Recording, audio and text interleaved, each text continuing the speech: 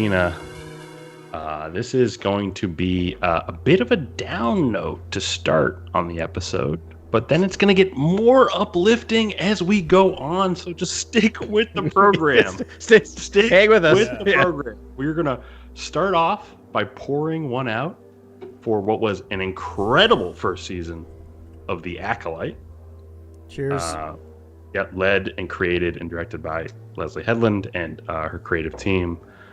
Just what a fantastic show, and it just really sad news kind of hitting the fan base this week, especially for us three, who just wanted to see where things were going after all the fun setups sort of at the end of that season, and hinting at what's to come. So let's just go around the in a circle here and just talk about our thoughts and feelings about the show not getting renewed for a second season. Yeah. Can I go first? I might be at my lowest Star Wars fandom point in a long, long time. Because was this my favorite Star Wars show? No. Honestly, on my list of like live action Star Wars show, it might be middle to slightly underneath the middle, to be honest. But was it doing something different? Yes. Was it doing something different than, like, I love the Filoniverse, but like we need more diversity in storytelling and different tones and different things and different eras. And we got it and they killed it. And it just makes me feel like we're just never going to move away from, or not move away from, we're never going to expand from where we're at in Star Wars Starlink. So I'm feeling a really kind of, to be honest, down because of that. I'm feeling really kind of not hopeful about Star Wars right now. So you guys, how you feel? Make you feel better about that? I think those two concepts are sort of mutually exclusive. Like it, the numbers weren't great on it, but I think if true. The numbers they made up. I believe that Kathy's still going to keep trying. It's just like some of these are going to hit and some of them are going to miss. And this one apparently missed. I do want to say, as a little piece of hope here, I'm not believing this until I hear it from A, Kathleen Kennedy, or an official at Lucasfilm, or B, Leslie Headland. Weirdly silent, right? From that neck of the woods. Deadline, I agree. I think was the article that broke it first. I think I looked at Star Wars. Yeah, and then like Variety picked it up. Like everyone, it's the kind of story that spreads like wildfire, and it did. But I haven't heard anything official from Lucasfilm or Leslie. So I just think let's. I mean, like let's take it as it is happening because the whole world thinks it's happening right now. But there is an outside chance that maybe this got leaked and they're trying to gauge approval or, and then, so there's been a storm of people posting Nielsen ratings, and that's kind of all we have to go on. And this announcement came like within 24 hours of the last release, like the latest release of actually how the show did.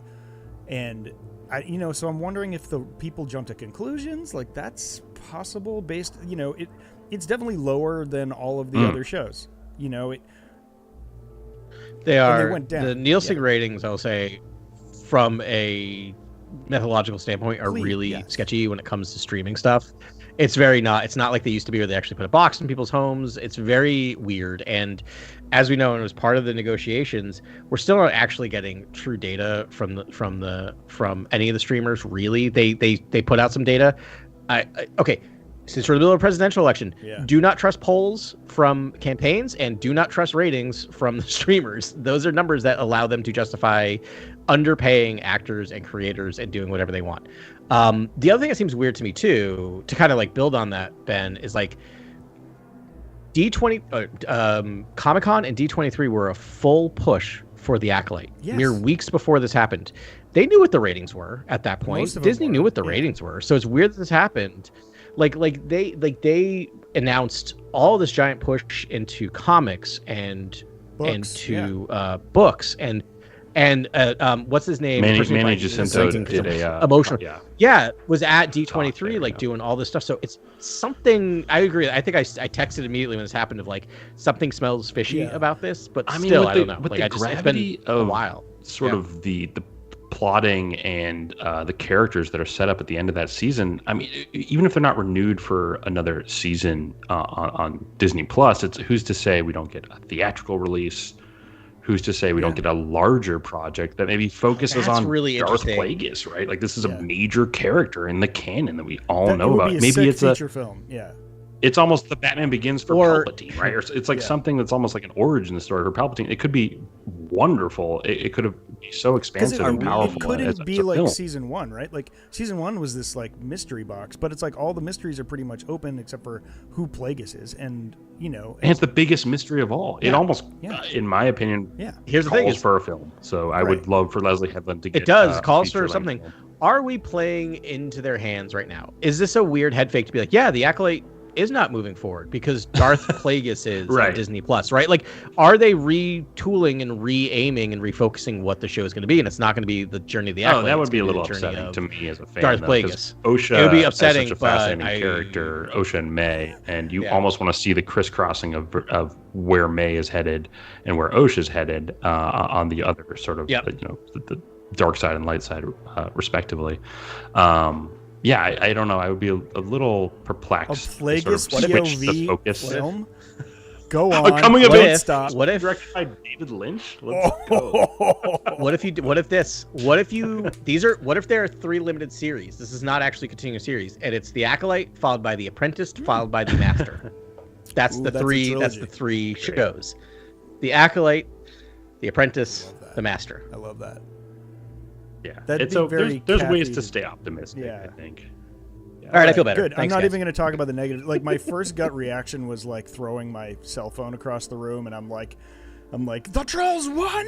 No, exactly. I'm so upset. No, I think I do want to call out this sort of hate-filled content mills on YouTube. And all types of social platforms. It's just like the fact that you are sowing divisiveness. In a country that is already so divided, like it's just you are just adding more pain into the circuitry of this nation. Well, you're also and you shouldn't feel good about that, no matter how many ad dollars and how many views you're getting. Like this is not good work. And then when you say like the writing of a show is bad, for me, when you say something like that, it means the dialogue is bad, and like.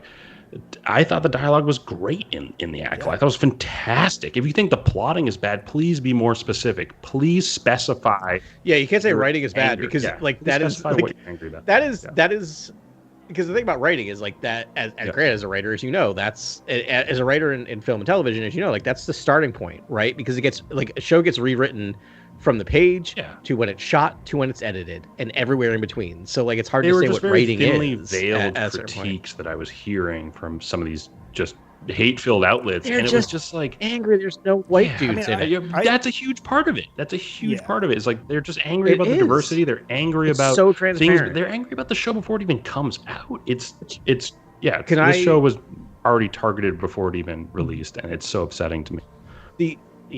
The other thing that's frustrating is it makes our job. It's not our job. We don't get paid for this, but it makes what we do harder to do because I want to thoughtfully critique that show. Because there are things to me in that show that really didn't work. 100%. There are things that really worked. And that's true of any Star Wars. You've heard me. I've gone after Star Wars before.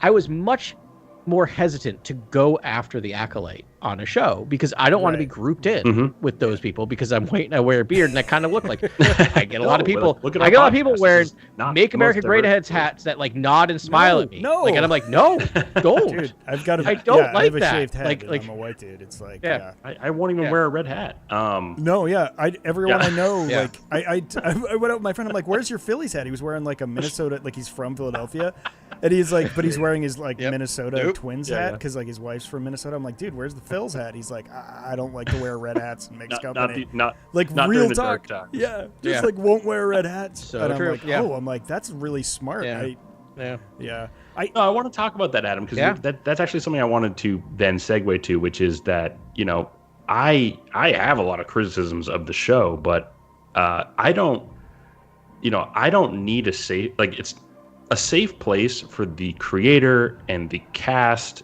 and just the diversity reflected in the show is so much more important than a safe place for me to make my subjective criticisms of the show. Do I want to talk about the show and what I think worked and what didn't work? Yes, but at the same time, it's not as important for me to have that time and share that piece of myself when other people are being hurt and insulted and targeted and there's review bombing and there's all this just disgusting behavior out there. It's like, I don't care about what I have to say about the show at that point. We have to solve this first, and then in the future maybe we can have more interesting intellectual conversations discourse. I mean, I watched one. There was like a thing popped up and I was like, what is this? It was like right when I we were in the middle of the season and it was like Acolyte, like Leslie Headland ruined Star Wars something, and I watched like 30 seconds of it and I'm like, what is the quote that it was like something about a quote, and it was a quote from Leslie Headland, and it was completely taken out of context and interpreted like obviously not what she meant. Like they're just hate-filled, and that was the last thing I clicked, and I just was like unfollow. Like I don't know how to thumbs down. Allegedly you're supposed to be able to block some people, but I'm like, oh my gosh. And it had like 300,000 views on it, and I'm like, oh my god, this is what people are seeing. And it's like it's awful, and I wish it wasn't there, but it's going to be there I think for a very long time, and it's something that Disney knows exists. And I just have to, since we've had time to digest this, I think let's go back to the beginning of our episode here, where I think it didn't get great ratings according to the metrics they had available, and that may be it, but hopefully something else comes out of it. But I just don't think it really made me think less about Kathleen Kennedy, again, who I never criticize because I think she's doing an amazing job. But I'm like, if she gives in to the trolls on this one, but I don't really think she did. I don't think she's looking at different things. I don't think she did. I also don't. I also don't know that she has final say. That could be. I think there are people above her that also. It's the in data we trust mentality that sort of rules Disney. I mean, like this is and also like the numbers you did share with us, Ben. Like I did see that the show consistently drew around the same number of people that Andor was drawing in, except for the finale where Andor I think doubled in terms of viewership, and the show sort of stayed at the same rate. The wildest one is the closest analog to Acolyte is Andor, which is for me my favorite piece of Star Wars maybe ever. But allegedly what happened really is Andor started slow and got huge, and it's also different to tell because it's 8 episodes versus 12, so that actually screws up your numbers. And then but like Acolyte started huge and then went down. I mean, and to be frank, we are being honest. It's like I don't think it had the strongest premiere for a movie, like for a show. It didn't really necessarily catch me, but we watch everything. We weren't going to give up on it. Do you want me to roll the tape? I remember coming back on this thing going, yeah, I do, because I think I was like, I don't know how I feel about this. I think it was my original reaction to this thing. But I don't know. Like the problem is, okay, we are leading to really tricky territory of following, as you said, Grant, like in numbers they trust, that Disney trusts, which are all the other people. So I have like 3 data points, and once we get the 3 data points, we now start having a pattern. We have Bob Iger criticizing the Marvels this summer, talking about the fact that not every movie has to have a message and be about an issue, right? Which that movie really isn't, and basically saying saying out loud the things they're thinking, which is like, oh, it's all women, it doesn't do well. True. We then have this happening now where Bob Iger said some terrible things during the writers' strike, but like, I don't know. I think he's one of the more progressive executives out there. I don't think he is. I think he's hiding behind a cloak of progressivism. I think he is. He started a war. Here's with the other his narrative Republican we have. governor. And won, by the way. Well, yeah, but he started out of monetary reasons. Yeah, so why can't it be for good things too? Capitalism is inherently evil and destructive. But, sorry, maybe he meant well while he was destroying things with capitalism. I don't think he did. He said some really shady things about. He equated the Marvels failing to the fact that it was about women. And anyway, I can pull up the tape. So we also have now that Inside Out 2 is one of the biggest successes of the summer. It's a great movie. I saw it. There's this weird narrative now going around the internet that it's an anti-woke movie. Sure, fine. I don't get it. Watch the movie. I don't get it. And then now we have this fact that the Acolyte's canceled. Now, here's my point. Okay. none of these things. I know it's a wonderful thing about teaching people about anxiety and how to deal with anxiety. Please watch it. Right? Like, actually, yeah. I don't get it. But my point is that like I don't think, to kind of pull back on the Bob Iger stuff, I don't think they're doing it thoughtfully, but they are giving credence to this subgroup of trolls that's making me very nervous, right? Because the problem is, should they, from a financial standpoint, cancel the Acolyte? Maybe. If the numbers bear out, they did also spend a lot of money on it. 180 million. It's very expensive. Yep. Andor actually had a huge budget. It had like 250 million, it also had 12 episodes. Yeah. But let me hold on. Let me finish my point though. So yes, they spent a lot of money absolutely. Like I get that from a financial standpoint. The problem is similar to how it makes it difficult for us to thoughtfully critique this show. By canceling the show, you've now fed into these trolls who are taking this not as, oh, they canceled it because of business, but we did it. We proved that woke media, whatever that even means, doesn't work. Like that's what scares me about this, right? So it feels like they actually had a, which is weird to say, they almost had a ethical obligation to continue this show, which they should not be put in that position, which is weird. Lucasfilm makes the right decision in those cases. They stand behind, what they love. I mean, Last Jedi was also like panned, and they're like, it's a great movie. Thanks for all your money. They just, they usually stick to their guns, but you're right. It's even just the appearance to encourage these people to think that they're correct and validating all their like clicks. Like it's a little gross to me. And again, I want to hear from the horse. I just don't want media. I don't want the stuff politicized. Right. I don't want it politicized either way. Like I don't want it for my sake or their sake. Right. I just want us to champion thoughtful, good storytelling. Yeah. And if I was to ask you guys, do you want to see the second season of Ahsoka, or do you want to see the second season of The Acolyte? And you can only choose one. What's your answer? Acolyte, yeah. Acolyte. Me too. Acolyte. Even though I think I liked Ahsoka better, Acolyte led to set up more interesting things to me. That like it's so sad because it's so like what I see is happening is that Lucasfilm Disney is suffering from a monoculture essentially, as a kind of Filoni, Amblin, Lucasian sort of like monoculture, wherein the Acolyte and Andor are new exotic seeds, new plants. Yeah. And if you just nurture and care for these new ideas and this new direction, I think it'll pay off hugely in a massive way. Whereas I think you're going to get the MCU effect's going to happen, wherein the Filoni-verse and the Mando-verse and the Favreau-verse and the John Watts, 4-quadrant Amblin Star Wars verse and all that stuff is going to just lead to this sort of soul-deadening monoculture. That's why I'm depressed. And, it would be Marvel. Yeah, because I feel like we're there. Right, it would just become Marvel, and you get the exact same effects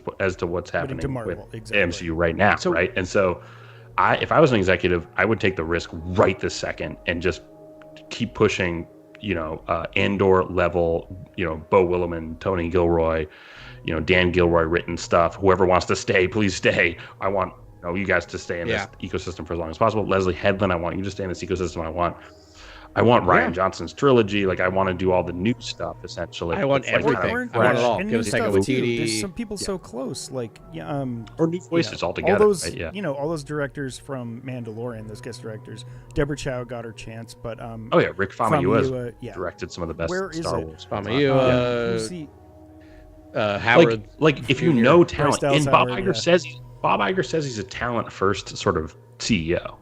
Yeah, not in my opinion. Not in my opinion. No, I don't think so at all. What I'm seeing he's funding what is, I think, where people are talented in terms of like storyboarding, action blocking, creating George Lucas-esque Star Wars. Sure, great. It's extremely talented that you're following a template. Like, new ideas is true talent, is natural talent. And when you see new ideas, you need to be able to identify those new ideas and identify those new artistic interpretations. 100%. And you need to foster those those kind of creatives. That's who you foster essentially. If you say you're a talent first CEO. Or the other thing is that Disney, or Lucasfilm, I'm gonna say Disney, has this. There's a pattern developing. So when they first got a hold of Froze, buddy. We lose. Am I back? Am I back? Now you're back. Now you're back. You're back. Yeah. Now you're frozen again. Lucasfilm had this. Am I frozen? Can you hear me? Now you're good now. Good. You're good now. Okay. Sorry, guys. All right.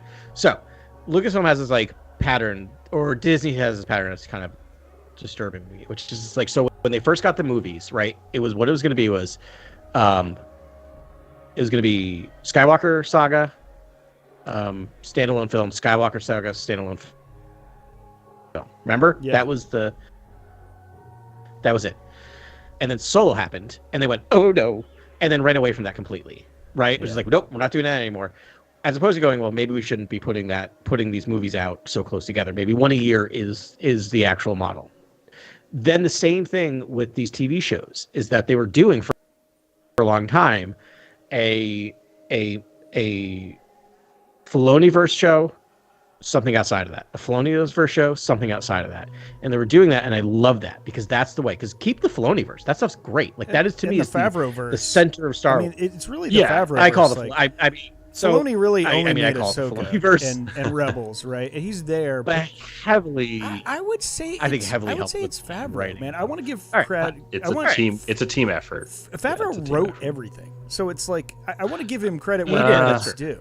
He did. He wrote all. His name is on all the scripts. His name is on all of the all the scripts. On the Mandalorian scripts. Yes, all the Mando scripts. So yeah, and all the Book of Boba Fett. And I think he put it through. Too. Yeah. Well. No, let's not brag. I'm just saying, but I just want to say there is a difference between Favreau and Filoni. But let's say that, that Favreau-Filoni-verse, because it is all tied together connectively, yeah. right? But I think you're right. So when they take the stage together at D23 as creative partners, we can only assume they're creative partners. So, which they've said since day one, so I like it. But I think I feel like it's starting to turn into Filoni-verse because of where it's going. So that's kind of why. But can I get really cynical for a second? Sure. But my point is, wait. Go for it. Go ahead. No, finish your point. Finish your point, because I think it ties into it. Is this the first time we know Andor season 2 is coming? Is this the first time there's nothing on the horizon announced that is non-Favreau Filoniverse in the TV universe? Is there anything? The only thing we know is coming is Skeleton Crew, Andor, and Ahsoka season 2. And Mando season 4 is apparently also happening. That's it, right? And the feature film, which is technically the season, which is within there. But like in terms of TV, right? Like I think that's it, which is kind of scary to me. And I know Iger is kind of just like they're all pulling it back from the TV stuff. So I think we're just going to get less and less and less of this. What have we been getting? We've been getting 2 shows a year. Or like that's what we're about at live, now. And maybe an animated as well. Yeah. And like, I think they, I think it might be coming out less. Anyways, on to the cynicism. Yeah. So be cynical. Oh, sorry. Do it. I just worry that you sacrifice your moral principles when you try to capture extremely wide demographies of people in viewerships numbers, essentially. Yep.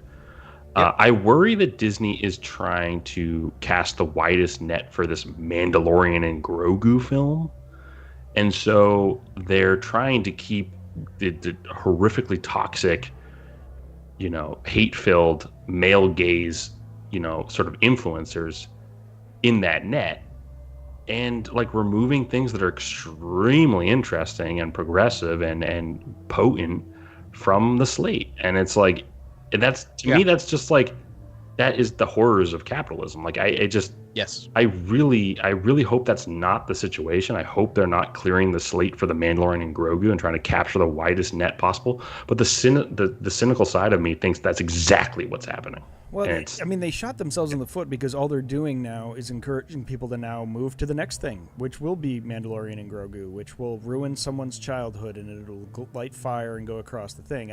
I have to think they'll do something, and I have to be hopeful here. That is cynical, yet based in sound reason and thought. But I'm just going to choose to be hopeful on this one because, I don't know. It just doesn't seem like it.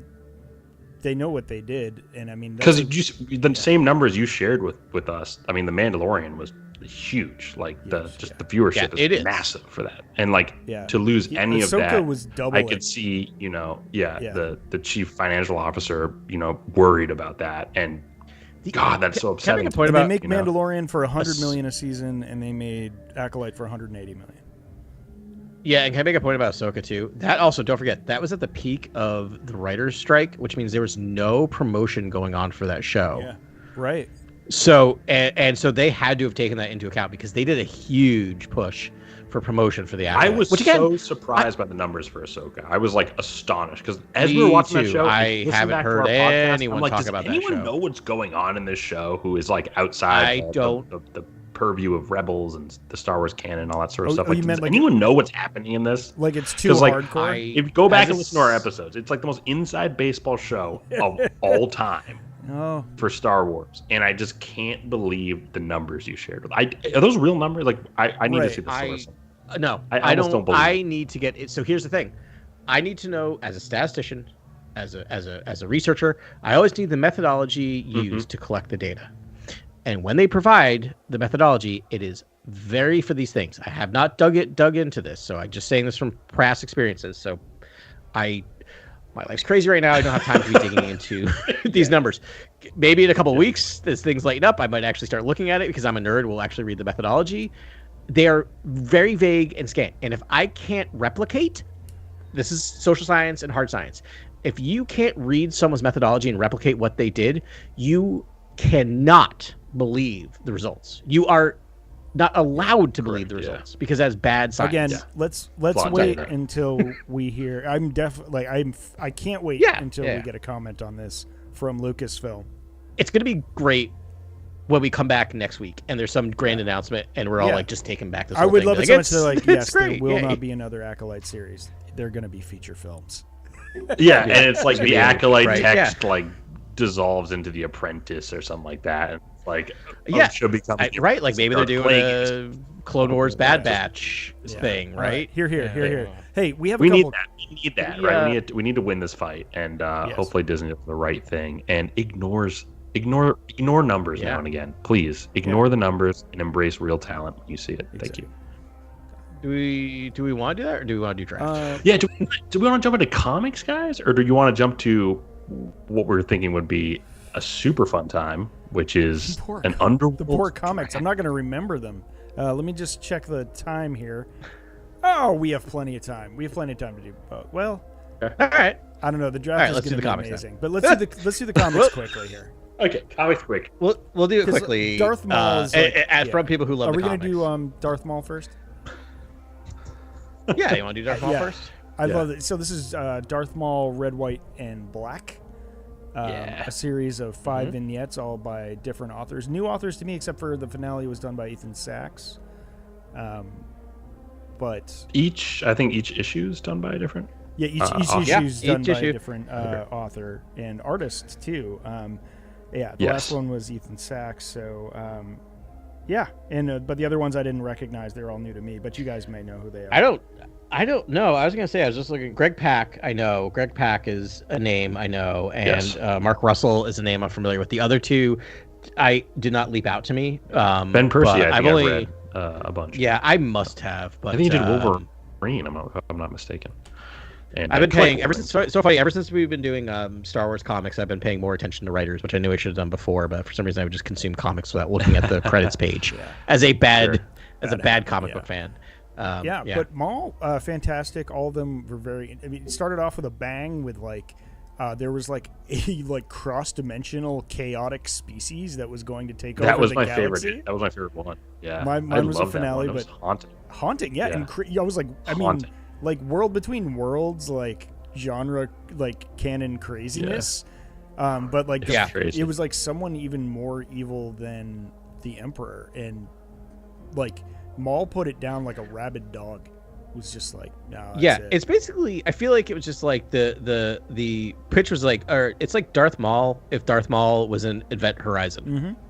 Yep, that's exactly right. Yeah, it just felt like a haunted space station sort of situation. But you're throwing Darth Maul into the mix. Yeah, so he'll be fine as in a narrative experiment because like oftentimes when you're in that situation, it's some poorly equipped survivors that are just barely making it through, whereas Maul is like just ready to take down whatever steps in front of him. Point me in the right direction. Like, such a such a devout like Sith, just like military like soldier that just wants to like succeed and kill and do his thing, and single-minded. I mean, I just want to like frame this real quickly. So this takes it takes place during Maul's tutelage by Darth Sidious. So like early which is a relatively short period of time. But so much great content's come out of there. I mean, a lot of it's Legends, I think, but like Shadows of the Sith Shadowbinder.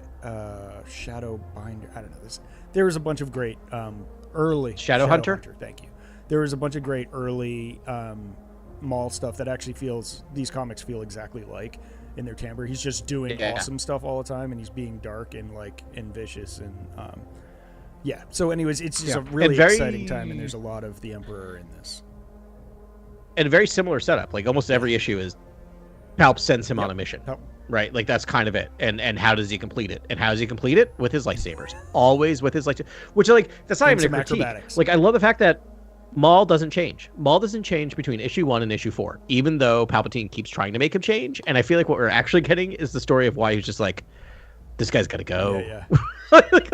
This guy I'm more happy about this 10-year-old boy than I am about this guy, because he's just this person does not learn. No, he's not evolved. Just a serial killer. And I do like that they do use more of his force powers in this. Like he has to use like some real cerebral force stuff to clear his mind. He does, force pull push, do these like amazing feats with force energy, which we don't really see in live action or ever. He's just sort of like a one-note lightsaber whiz, an acrobatics guy, but like no, he's like very strong in the force in this, and that's fun to see. Yeah, I really liked the third issue where he kind of like has to take out that dude in the underworld who saw Palpatine and like in having a conversation with our guy, what's his name? Togruta, who's always with him. Masameda. Masameda, yeah, he's having the conversation. That was a fun issue. I just want to give the writer credit. Erica Schultz. That name just really liked this issue quite a bit. And the art was gorgeous. The art in all of these issues are stunning. Yeah. What I liked about this issue is just like it's a very simple setup in terms of like just go kill this person. Right, is basically the entire goal, and it could be a very like if Maul just listened to his master, it would be a 2-page comic, right? But Maul is starting to get the inklings of wanting to know why, and the whole thing is like Palpatine's just mad at him for asking why throughout the entire issue, which I really enjoyed. My favorite. That is like every issue to me was like mission, why, because I said so, and end of issue. Stop asking questions. The first one, he was supposed to capture that dark entity, and like Maul was like, no, like no one, that thing should not kill live. This. Yeah, I kill that. Like everything. He was just like, actually, he didn't follow his master's instructions. He's like, there's no. Yeah, it's too much. It was like an eldritch horror. You don't keep that around. It's. You can't put that thing on a leash. My favorite. I did think he was going to find the Kyber, like the giant Kyber crystal that was like in the Vader comics. I thought that's what Maul was going to. Oh, he was going to like discover it, and then it was going to be like transported. I thought that's what it was in that position. Yeah, so funny. My favorite issue was the Sax issue, the last one, because like the whole moral of it was Sidious tells Maul to like go to this Sith temple and relax. And he's just like, we'll see how that goes, like knowing full well what would happen. And I just thought that was like an amazing premise. And also that like Maul, I mean, well, he's pretty bloodthirsty, but it just so happened his antagonists were all terrible people, but he like sort of befriends the motel keeper. And then, there's all these, essentially he kills poachers that are running over there, and he actually saves the local wildlife. Like you get behind Maul in that issue, and he's virtuous, and ultimately I think he destroys the town, or a lot of the town, because like the poachers keep coming, but he but I don't know, I thought it was like a hilarious premise, and it was just a fun. It was cool. It was also like I feel like the sort of broader canon is now incorporating the Sith Eternal symbol in more places now, and in this Sith temple it's actually like there's sort of stone carving of the emblem itself, and I was like, okay, so this symbol is the canon symbol for the Sith. It's sort of, after that issue, I was like, okay, we're gonna see this symbol a lot more in canon Star Wars storytelling for sure. Which is great. This is what we do, right? This is what Star Wars does. It's backfills, right? It's always there. Yep, it was always there. You just didn't notice it before. But no, I love that. I love that issue. It feels like it just feels like a parable. Like it almost feels like it reads like a parable. It weirdly, this is going to be a reference that neither of you are going to get, but maybe some listeners will, and it's probably because I've been daddy daycare for the last month. But boy, does this issue feel like this feel like an episode of Bluey to me. Like a very violent episode of Bluey.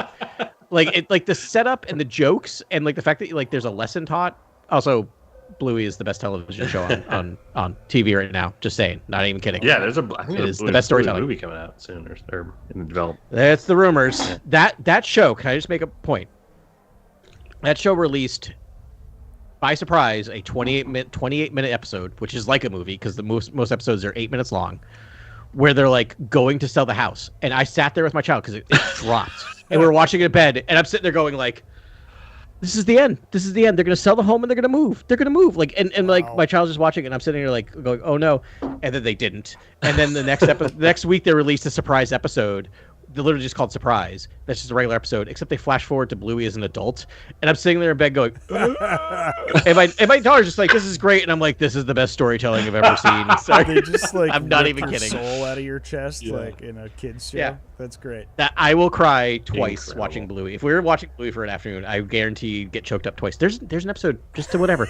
There's an episode that I've got to just say this because I can't help but say there's an episode and like trigger warning for people who've gone through this, but there's an episode that actually deals with miscarriage in a way that's amazing that you don't know. If you're a child and you don't know what that is, you don't know what they're going through. But if you've gone through something like that or anything similar, which most Americans have who have tried to have kids, when you watch that episode, you're like, oh my God, that's what happened. Like I sat there and Carly and I were just like looked at each other like, oh, and like my daughter's just like, and we're like devastating. Yeah. Like it's just what it is. Like they're just telling their story of how the kids came. I love the listeners who've tuned into our sort of mall red, white, and black conversation. That was a quick swerve to Bluey territory, and then that was a Bluey episode. If there are lightsabers and decapitations, it's a Bluey episode. All right, moving on. I think we spent enough time. I mean, they're all great episodes. There's one there. It's just like he just has to kill everyone in a compound, and it's really sad. And he kills everyone in a compound except for one. Yeah. Oh, the med center one. Yeah, the med center. Yeah, that one felt like Aliens to me. It felt like an alien where he was the xenomorph. It felt like Maul was like the in the vent. Exactly, it was the xenomorph. Yeah. And Newt survived at the very end. So good call. That kid or something. Yeah, and what I was gonna say is I appreciate when they do these vignette comics because they don't have to tie into a large narrative, and so you can kind of just get like a pure character story. Yes, and Maul's perfect for that. Yeah, and it's so cool that like they're doing it with the the Marvel superhero characters, and then they once in a while do a Star Wars character, and it's just like I loved the Vader ones, I love these Maul ones. Like I just can't wait to see what kind of gritty character they usually pick, like the gritty, possibly street level characters in Marvel. They just really want to capture the grit. Yeah. Oh, Grievous, totally. That would be good because we have so really little Grievous in reality. Yeah. I love Grievous. As I get older, I texted you guys this. I think that character's genius, and I just didn't give him enough credit back in the day. I just felt like it was a whatever sort of foil for the heroes, and like now I'm just like that character's actually quite I think brilliant. Grievous is amazing, and I thought that from day one. I remember like walking out of the theater with my friends, and everyone's just like, "But General Grievous sucked," and I'm like. Watch your mouth. I'm like, no, but I'm like, because I was all whatever. I'm like, yeah, he sure did. Oh. Buy his Grievous figure. Or my friend and I walked out with a big group of people who saw Taken, and we're like, that was the worst movie. Oh, you guys liked it? Yeah, that movie is great. Which movie? Taken. It was one of those things where you walk in with a big group of family, you just feel like you all walked out with the same opinion. You think you walked out with the same opinion, and we're just like, oh. No. Okay. Yeah. That was good. Taken 1? Taken 1. I don't know how you can dislike that movie. I feel like it just works all around. I have my reasons, but anyway. I mean, I'm not like optically, it's probably not the best. I'm a massive Taken fan, but like I'm just saying, like I also don't think it's a horrible movie. It did. I don't think it's an actually like bad movie. My friend and I were kind of like having a laugh at like a couple of scenes, and we're just like, this is really cheesy and kind of goofy. And like we got out and it was like, that movie was amazing. And I'm like, oh, we kind of thought it was more of a comedy. But I will say this, Adam, I would never see Taken in a movie theater. Yeah, it was a weird situation. I would just not go see that movie. I watched it in the comfort of my own home and just thought it did all the right things and pushed that. It was ultimate girl dad saves daughter situation. I don't want to yuck anyone's yum because I don't think there's anything wrong with it. I don't think it's an actually bad movie, but it's just one of those weird experiences when you're just like, oh, we're not all on the same page here. But like same with Grievous. Like I was the other side of like Grievous is great. Yes, I love it. So let's give Grievous his own black, white, and green. I don't know what would be the color. No, I'm like he's not quite red, but you could. Oh, right, because he has blue and green lightsabers, so it makes it a little hard. Speaking of that, like, have you seen it could be his origin story though, pre lightsabers, and then they're blue and green when he. Yeah. There you go. Have you seen the meme going around of the power of one, the power of two, the power of many, with just Grievous igniting his lightsabers? It's pretty great. Had a chuckle when I saw that on Instagram. That's good times. I could see him singing that. I mean, if you have more lightsabers, you're better off, right? Mm-hmm. Like that's the logic. Yep. Yep. For the stranger. I was a little angry that Obi-Wan sort of like disabled his arms so quickly. I know. I was like, no, like let him get a couple more. It could have been another like 5 minutes against a non-force sensitive like Obi-Wan. George Lucas. Come on, that's just let him cook. But he was trained by Count Dooku. Too fast, let's not forget. Too intense. Oh my gosh, please. He was trained by Qui-Gon Jinn. Like Qui-Gon put him on defensive, like his whatever Form 3 stance, and it's like you can't mess with that. Obi-Wan taking out Grievous with a blaster is quite possibly one of the greatest finishers in all of Star Wars history. Yeah, that was a moment where I was just like in the theater because I was kind of whatever in that, but I was like, this movie's cooking with gas right now. Like I was like, I just love when he throws it away after using it. Like I love that he's like, it's such an Obi-Wan, so uncivilized. That was great. Watching that in the theater again was so great. Seeing that moment in the theater. It was great. It was great. At 4 a.m. Yeah. Was I there for that? You were. Yeah, you were there. You were there. You made it up to. You made it through Empire. I made it to Empire. That's right. Yeah. So okay, Red, White, and Black. Fantastic. Please go read it. We also have High Republic, and Adam has all the details for that High Republic arc that we read. I did last week. So Skier is back. What were the issues? It was so issues 40... 6 to 10.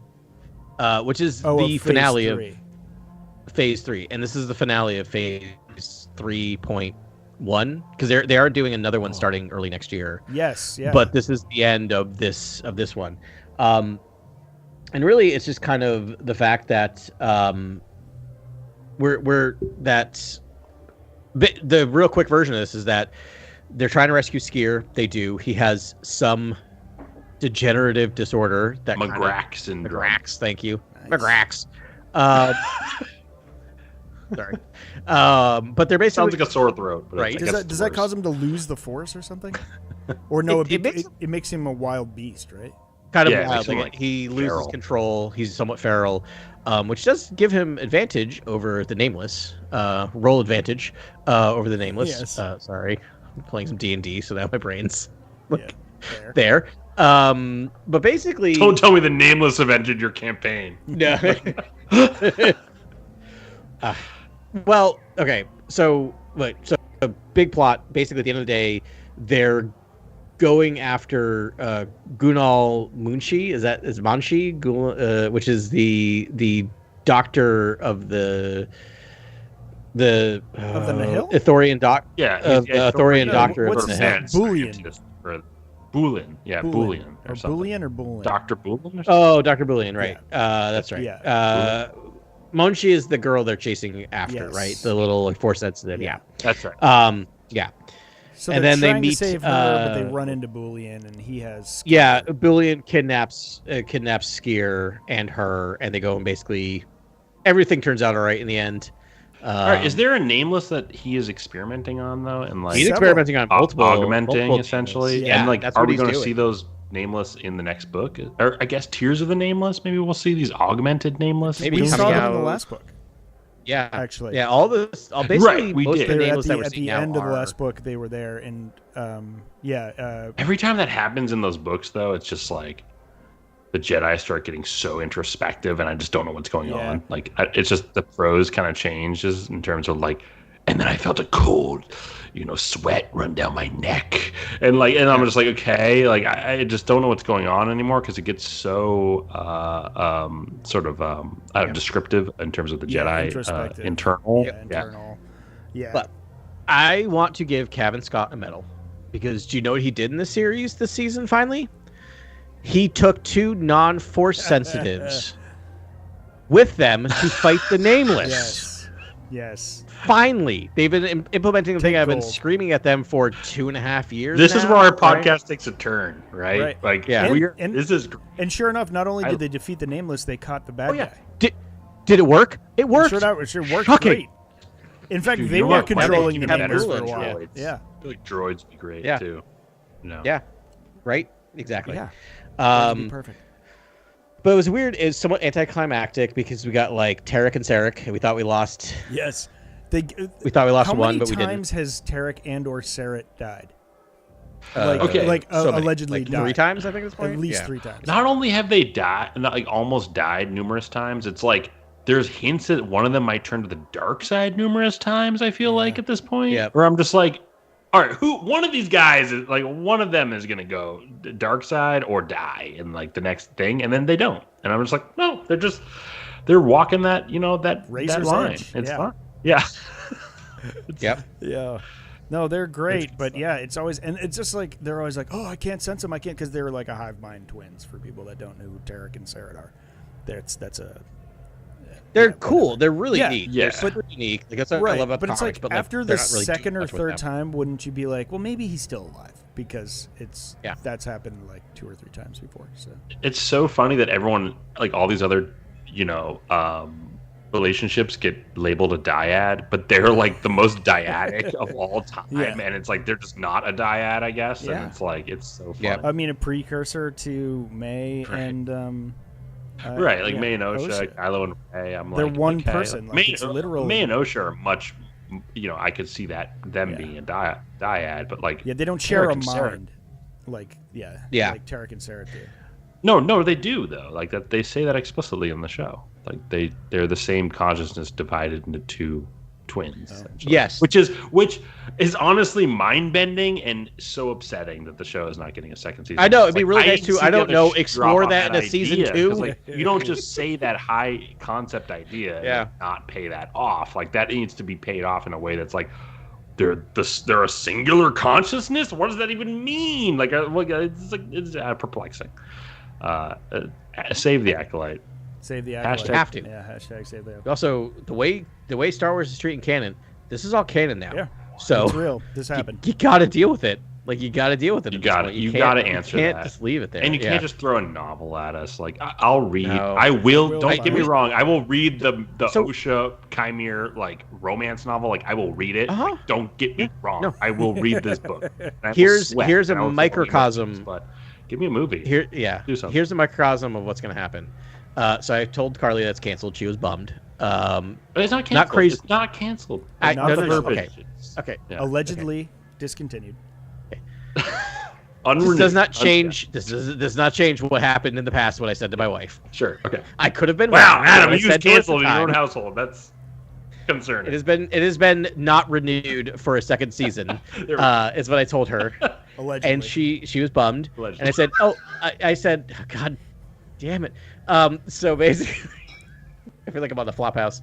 So basically, what I told her is, I'm like, she's like, oh, I'll never know. I'm like, I'll know, because I'll read the books and the comics and everything else, but you will never know. That is correct. You will never know what happens to these characters because they're not going to put it out in a consumable thing for most normal fans of Star Wars. It's so funny because I do feel like there's a real craving to sort of push romance into Star Wars in a way that sort of exceeds the Leia Han stuff that we loved as in our youth. I get it. It was a great relationship that we highlight all the time. But it was really getting steamy. And it was really getting exciting. And it was really getting the pulse. Getting horny. Yeah. I'm going to use that word again. Yeah, and it's like... Still part of the horny republic. Yeah. And I think a lot of people want that, and I think a lot of people want to see that play out. And for them to take that away is just like, wow! Like, is this like you're catering to the incels of the internet right now? Is that what's happening? It's a bad look. It's a bad look, Star Wars. If that's what's happening. Yes, you're entering phase 3 of our podcast now, where we get a little looser, and the real just like raw emotions start coming. Cycle back around. Yeah. Like, thank you for sticking this long. We promise we have a very exciting draft. I think we can get to it pretty much now. I will say the thing is that, like, so Skier seems to have, like, somewhat gotten control of his Graxix, what it's called. Yeah. What is that? McGrack. Maybe it's unclear, but I've read over this comic 3 times. I'm still not 100% sure. Like, I don't think it was a ruse when he gave himself to Boolean, and then I think he then came back around, like he last second, kind of decided, like fully go to the dark side to get the Force back. Like, one of the side effects is that he loses the Force. That's how he's able to control Nameless, yada yada. But and so he and Keeve were like, we're gonna get your Force powers back, and that's sort of how it ended. So that's one of their motivations. So. Yeah, but I agree with you, Adam. He did seem like he was going to sacrifice his friends for that for a hot minute. Right? Yeah. I was like, oh, he's going to do it. You're all dead. But I thought Skier was going to kill everyone for a second there. Yeah, a couple times. Same. That's kind of why he's so great. I mean, it's a little typecasting. The Trandoshan can't control himself, but it's awesome. It's kind of what you want, is the giant Trandoshan loose cannon Jedi that's just like, whoopsie daisy, did I just kill everybody? Yeah. Right? But, I mean, it uses it to advantage in, like, taking out the Nameless, which is nice. But, just waiting for him to really... Snapperoonie. Great art, too, in these issues. I just really, really... And Kevin Scott, I mean, like, just delivering. Like, out of all the High Republic writers, like, it's, Kevin Scott, Justina Ireland... Charles Soule, Charles Soule, Claudia Gray, like the talent is just astounding. Yeah. I keep these creatives around for as long. And Daniel Jose Alder, Tessa Groton, Speaking of which, we haven't covered High Republic Adventures in a long time either, and we should do that. Sorry, I interrupted you. Yeah, I'm keeping an eye on that. We're getting close. Yeah, we're getting real close. Doing the real work out there.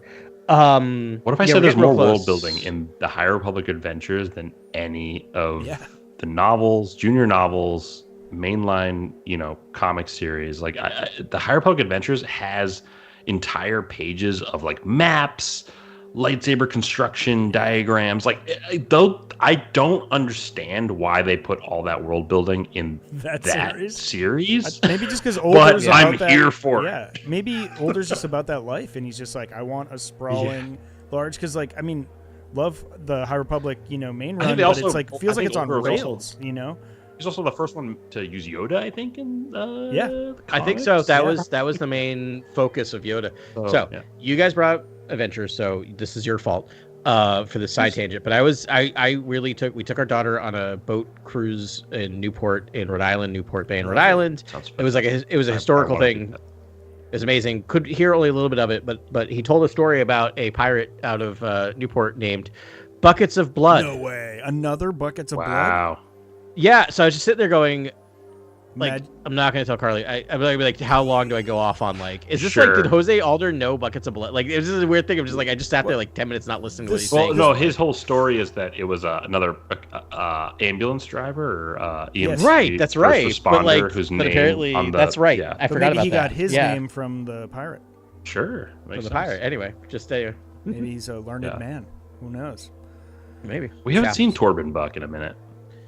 I think is he Torben too? He is Torben, yeah. Torben he is Buck. Torben, yeah. I think he lives. Yeah. What's a Torben? I think he survived. I'm pretty sure they did rescue him. Yeah. I think in the first half of the Adventures, wasn't he part of that like prison ship? Didn't they get him out of there? Wait, where was the story group on Torben Buck and then Indira Stokes? Like those names, like it was very similar to the Acolyte, where I was just getting a little confused being a High Republic reader. Pablo's getting a little edgy. There's a lot of Antilles. Like they're like, why can't there be two people with the same last name? It's like, well, okay. It's like Smith of the Galaxy. Sure. I don't care. It's just as a High Republic reader, I was a little confused at times. Yeah, I know. It's fine. Cool. No one's paying it because no one's paying attention to what the comics are doing. I'm just saying. That's upsetting to me. I feel like the comics are fantastic. A great medium. And as we rush through. Yeah, I don't have much to say on these ones. I mean, like the High Republic, I'm really waiting for sort of the Elzar Man, Avar Kriss stuff to like have that Shakespearean end, and like we're getting to the end game. Then look at the entirety of all of this and say, was this worth it? And until then, it's sort of like I'm waiting for the full context, essentially. I mean, based on the release slate of stuff like live action, next year might be the year of the High Republic, because there's not a ton of we're not going to cover a lot other Andor, than probably Andor season. Yeah. Andor, and that's it. So we're gonna have a lot of time to fill with High Republic. And I mean, hey, listen, it's a fantastic story, but you're right, Grant. It's like this is definitely the B team storytelling, and actually really C team, because it's kind of like novels, young adult novels, and then you've got this High Republic series main run. But they did capture Bouillon, which is like, granted, he's like the third general in the triarch of like Marchion, Rose, Nihil generals, right? But he is one of he's second only to that. And you're right, like they're coming to Endgame, so it's like, why are we pussyfooting around with these side missions when it's like we want to know what happens at this point. We've been doing this for years, so. But I mean, they caught Bouillon, and it'd be great if in all these stories, all the characters sort of start crossing over into each other's.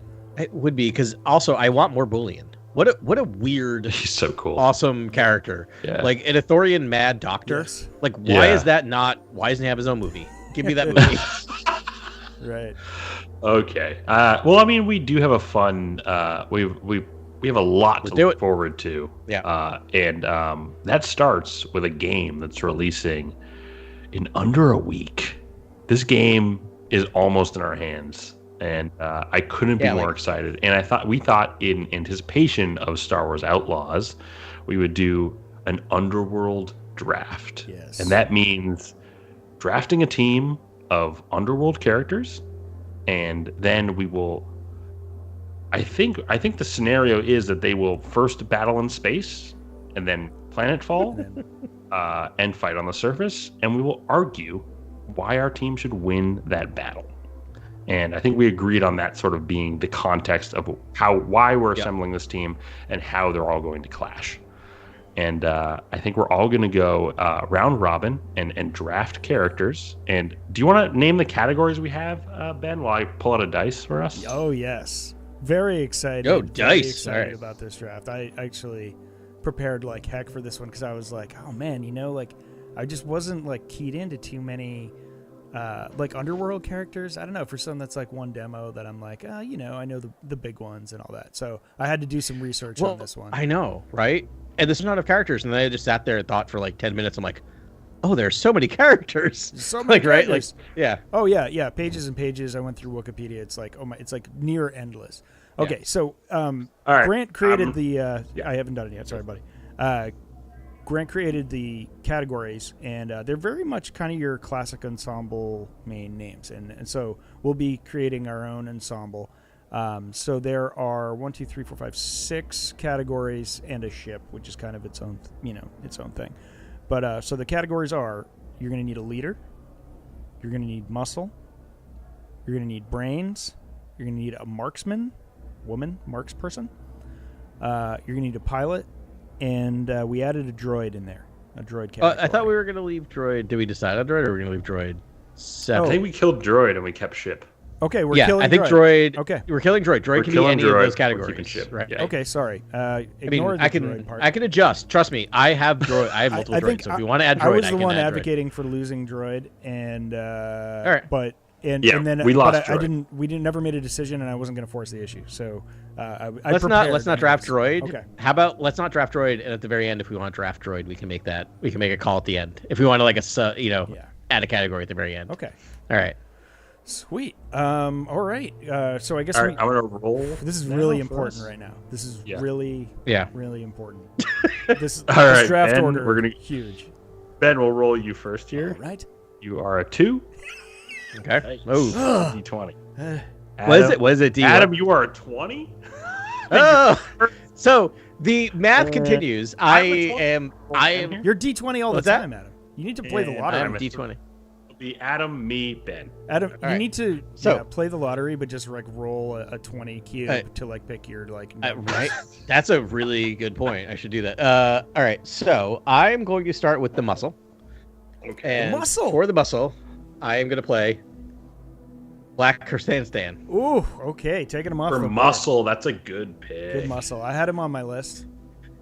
Grant, I don't think so. It happened, but here we go. Grant, do you see the action figure in frame? Okay. Oh, wow. Oh, epic. Sweet. Okay. Black Stan. Is Adam going to have action figures for his whole like squad? Maybe. Yeah, that's gonna be tough because we're gonna have to pick muscle that's gonna have to counter that, and Black Santa has proven to be quite strong. Okay, I am going to pick in the leader category right away. All right, yeah. Big choice here. I wanted to pick this character, but you guys, no one went leader right away, so I think I'm gonna pick Maul. Whoa, Maul! I love it. I like it for my leader. Yeah, I get a force sensitive. I get a really ruthless, a killer. I get so much with that pick. That's a good pick. Yeah, I'm gonna pick Maul for leader. Yep. That is great, man. I thought about doing like a dark side underworld team. Yeah. And I'm like, it'd be so OP. I mean, after we read the comics, it feels fitting. I mean, he's real, and a leader. You could put Maul in a bunch of places, but I do agree. Leader would be the leader spot. All right, I'm just gonna go take a little guy named Lando Calrissian. Oh, yeah, good. Ooh, a little heroic team gathering over there. Okay, so Lando can go over here. Ooh, okay. So I'll Lando's out of my pile. Sorry. I need these picks. That's all right. I figured he would go quick. I'm taking Lando. He's gonna be my leader because I feel like he rolls leader. Okay. Yeah. He can control leader. Team, and he's slick and he's got some luck on his side. So yeah. Okay. Yeah. Good pick. What are we doing? Are we doing Snake or is it back to me? Back to you, buddy. Either way, it's fine. Back to you. All right, so I'm gonna go with brains. Second. For the brains of the operation. Ooh, Dr. Aphra. Good pick. Adam, it's so funny. Problem is, I have a draft that's like all of those characters. Like I did one lane where I was like, oh, this would just be such a like awesome team. Yeah. And dude, Aphra, she's got the brains for sure. She does. And she's got I had Aphra in my leader category, which was I had Kira and Aphra, in my leader category. Yeah. But we'll see. Sana Staros actually is the leader with Aphra as the brains. Yeah, that's yeah. Yeah. Archaeologist extraordinaire and tech expert. Are we? Am I to pick now? I knew I would have to pick it early. Yeah, I think you're up. Adam was definitely. So I think I have to go muscle right now because I think Ben could swoop in and take some big strong pieces off the board, and I think I'm gonna go Dirge for muscle. Oh, nice. Oh, Dirge. I'm gonna try to really on the Dirge card power through this all. Yeah. Grant, I love that. No, I'm dirging. It's so funny because like that was the other, like that was my dark side one. Like Dirge was gonna be the muscle in that bad boy. I like Dirge. Yeah, I like Dirge. Like I honestly don't know how I'm losing at this point. You're not. You got a lot of power going. You're good. Yeah. That's amazing. Yeah. If people don't know what Dirge is, he's essentially like an unkillable species in armor that likes to ride motorcycles and lance like a Dirge for muscle. Adam, so you did brains for Aphra? Okay, cool. All right. Yeah, Aphra's brains. Yeah. Cool. All right, I'm gonna pick a pilot. Actually, this was one of the ones. I guess there's a ton, but I really wanted this pilot really bad. And I thought he'd go quick because he fits in a lot of categories. I'm a lot like Bill Belichick. I draft for positional flexibility. That's kind of how I roll. Okay. Yeah. All right. I'll take your word on that's a thing. Yeah. Is he still around? All right. Keep going. Well, he's an on-air personality. He might coach next year. Oh my God. Is he must be like, oh, I can't imagine the personality dripping off that man on air. He is a great sense of humor. A lot of people don't know that. I'm taking Chewbacca. I actually could buy that. Chewbacca. Oh, there you go. Chewie. Yeah, I had Chewie. I was thinking about Chewie as well, but I really don't have a Chewie action figure, or else I could have gone like double Wookiee on mine. Yeah, because like double. I thought about double Wookiee, but like these people have to get along. By the way, I'm just saying. That's true. So far, they work well together. Yeah, but I just think I love Chewie as a pilot because he's a pilot, he's a mechanic, he's a brute, like he's a heavy, like he does all the things. Yeah, he's a heavy. Yeah, you're right. It. He's got. It's really good. He's like he can multiple roles. And I feel like he's a way underrated pilot. Like Han Solo gets the all the Last credit, but like changed the formula. I think it's all about the Wookiee. It's all about the Wookiee. Did you guys do it all for the Wookiee? We did it all for the Wookiee. I just actually stumbled into that one.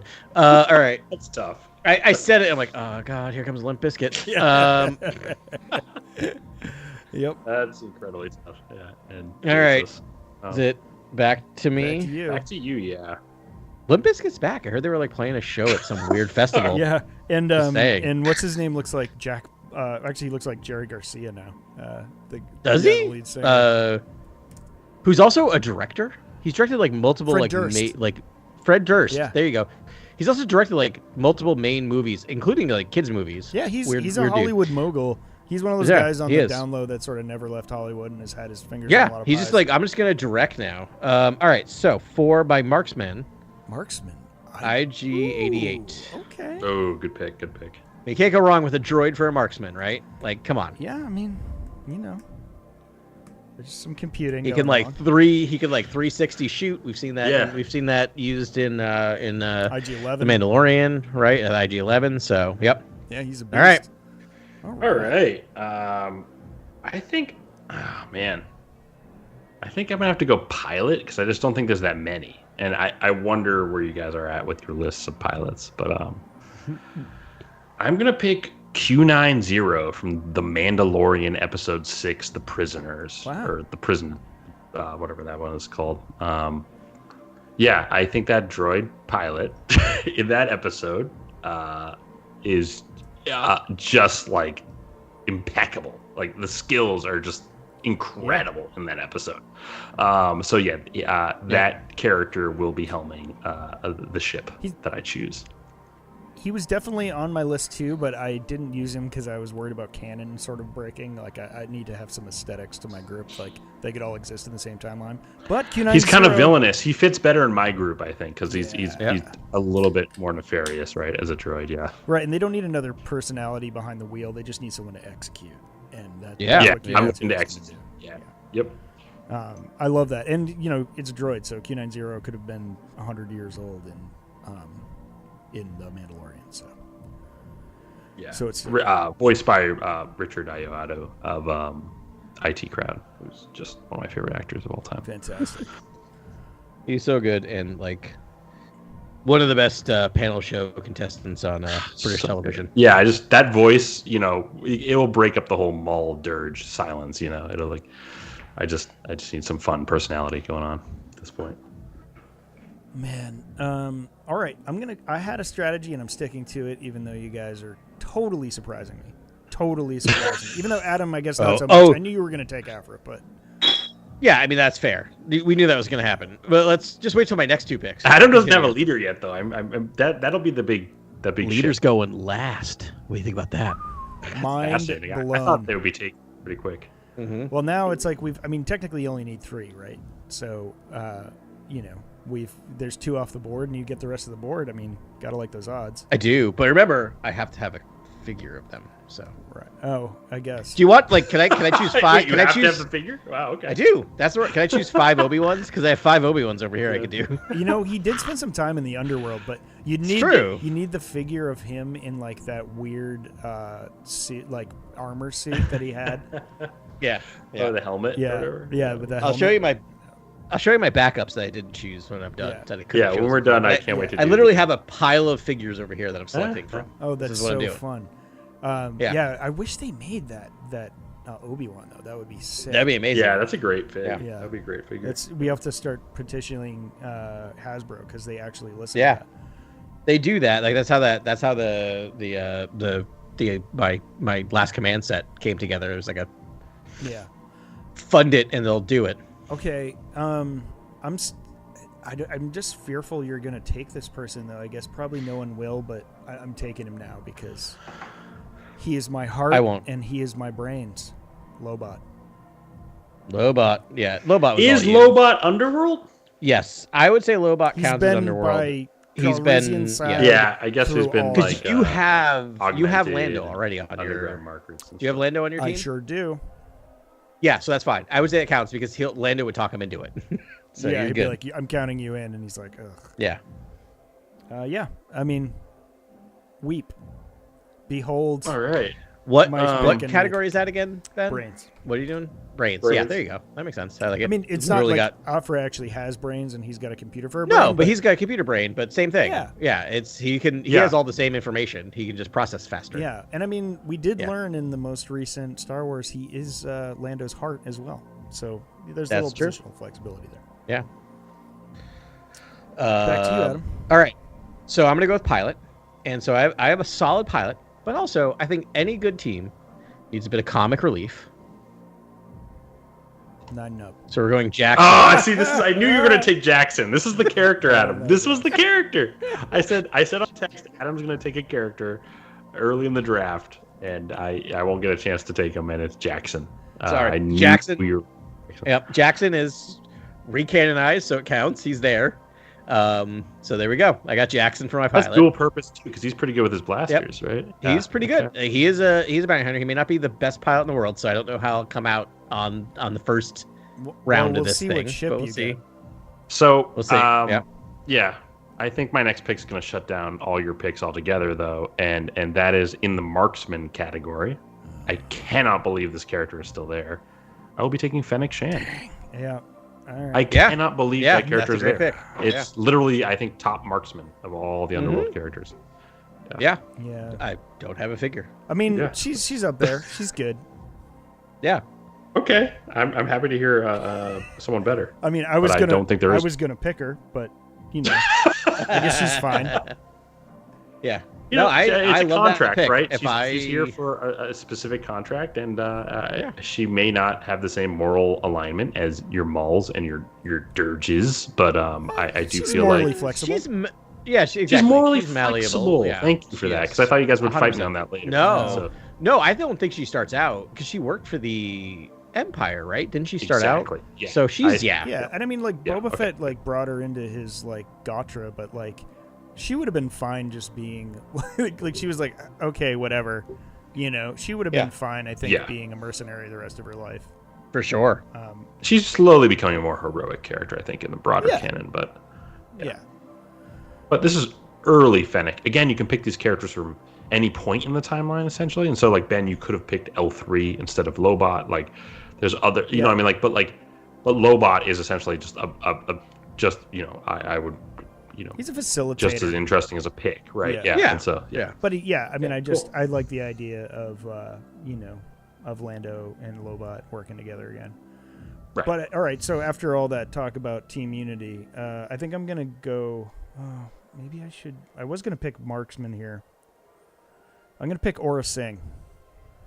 That's a good second. That's a good, nice, quite possibly the next best marksman. Or when we argue it out, I think possibly. I feel like that's one where they both shoot their rifles at each other's hands at the same time. Like they both go down each other's barrels. Maybe they, maybe IG-8 is IG-88 shooting 18 million blaster bolts, where you guys are taking one shot. But we'll see how it goes. Any team that selects IG-88 and then IG-11 back to back wins for two of them by default. Given that you I wish I had an IG-11 sequences, and it's just a like bullet game storm. over. Anyone. Yeah. They did have. I didn't see it in person because I could only buy my action figures mostly in person unless there's like a real special one like the Last Command. But like they did have the IG-11 with Grogu in it, which would have been a fun pick. That would have been a fun pick. All right, so I'm gonna finish out my thing with my leader, and we're gonna have a bit of a discussion because we talked whether or not I can pick old EU or not, and part of the discussion was whether or not fans would know who this character was, and my argument is that fans would definitely know who this character is. All right. So my leader is Mara Jade. Mara Jade. Yeah. Wow. Okay. Yep. This is our first Worked EU character in the draft here. Yep.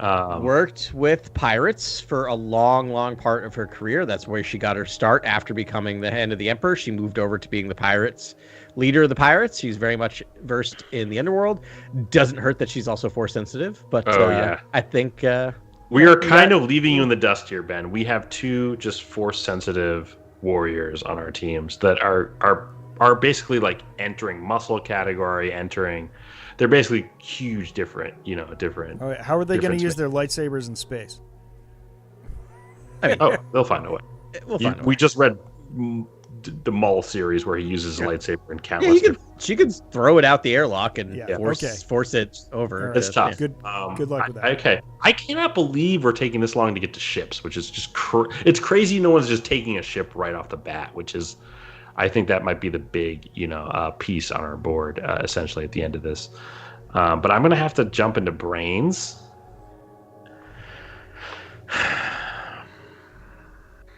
I think I'm gonna pick DJ from The Last Jedi. Oh, that's good for brains. Wow. I like it. Okay. I think he is going to create the best odds for our group to succeed. Mm-hmm. And hopefully he doesn't act selfishly and just serve himself. But good luck with that. I'm hoping that he may at the end of the day, but he may put my team in a very good spot. Yeah. And so I am going to pick DJ as my brains. I did have Afra at the top of this list, but I'm going to do DJ. Yeah. Wow.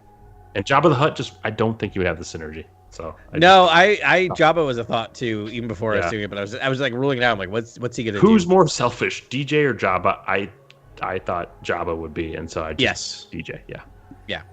Wow. All right. I guess you guys are gonna make me change my. I'm gonna have to pivot here because you're talking trash, and I have an answer for that. Oh no! Were you gonna go Jabba? No, Jabba. No. I'm sorry. Okay. I'm outside of your conversation. That's very. All right, you're like metagaming it. All right. Yeah. Do you have a lightsaber on your team? I'm just wondering. Well, after I pick Asajj Ventress, I do. Oh, that's a great pick. That's a really good pick. I was waiting for Asajj to be. Yeah. What's this category though? What's the category here? It is my heavy. My muscle. Your muscle. Yeah. Ooh, yeah. That's a good muscle. Pick. That's a good muscle. A good pick. And you know what? In my dark side draft though, she was my leader. That's a great pick as well. I could see that too. Yep, she kind of can go between. Fantastic. Yeah. But I mean, if she's there on the board and I still need muscle, and I really am gonna lament not having my other person. But you're right. If there's gonna be a force battle, I gotta show up. So that's it. That's great pick. You just stayed in the game here. That's great. So we still got ships to do. How do we feel about droids? Do we want to leave droids separate? I mean, I got a droid. I got a droid. You got a droid. Yeah. Does anyone want a second droid? Ben, do you want a droid? Do you know? I mean, you got Lobot, which is kind of half droid. Half droid. I mean, do you want to split the Afro droids, Adam? Because I'm happy to add droid as a category. And then can I pick 000? Yeah, I was gonna say like 000. Well, I think you have. I think we're all have ship. I think we all had. Let's do ship. Yeah, let's do ship. Okay. Yeah. All right, Adam, back to you, buddy. Is it to me? Yeah. Top of the board. Not a snake draft. Maybe. Why didn't you do a snake draft on this one, by the way? Because you're wait. Can we just acknowledge that Django and Boba I was waiting for someone to say snake draft when they did. I'm like, all right, I'll keep going. It's unbelievable to me that Boba Fett and Jango Fett were not chosen. So I was gonna say no Fetts. So Fett fire spray synergy is just not there for any of us right now. So we're he was on my list in like 3 different categories, like Boba Fett, not Django because again, canon, whatever. I think we know what ship Ben is picking. Yeah, I mean, so yes. Okay. Well, so I know what you're thinking, but the answer is no. I'm not picking it. Wow, but like synergy, that might be the best pick. Well, listen, I have a very broad capability for synergy. A broad knowledge. Okay. I know what's up. And you do have a lot of different ships that are out listen, there, it may not be the most obvious choice, but it will be the best choice. Okay. All right. I'm perplexed. I'm excited. Let's Adam, you got one? So no Fets have been chosen, but boy, am I going to steal their ship immediately, and I'm taking the fire spray. Okay. I'm taking Slave One, the fire spray, whatever it's called. I'm taking it. Yeah. Wow. Okay. You have to rip that from Boba's cold dead hands before you can get it. But yeah, that's tough. You might. I think that's there easy. There might be a prelude before we fight here, where Adam's team is going against Boba Fett. This guy knocks him out while he's in his regenerative pod and steals his ship. Jackson Rabbit actually foils Boba Fett. I actually could see that happening. That's actually a good backstory for end of a comic. A little 3-pager. Yeah. He doesn't even see it coming, and he's like, "Really, a bunny stole my ship?" Yep. I feel like my ultimate insult. My ship's gonna be the weirdest pick here. I love it. Okay. I have 2 picks here, and it could go either way, but I think the one vessel is more of a leisure craft. And I think the other one might have more surface cannons. All right. So I'm going to pick Crimson Dawn's Vermilion cruiser. Oh my gosh. A light cruiser, I believe. Okay. It's Kira's flagship from the main comic series. It's huge. It's a pleasure yacht. I'm sorry. I meant to choose an Imperial Super Star Destroyer. Yeah.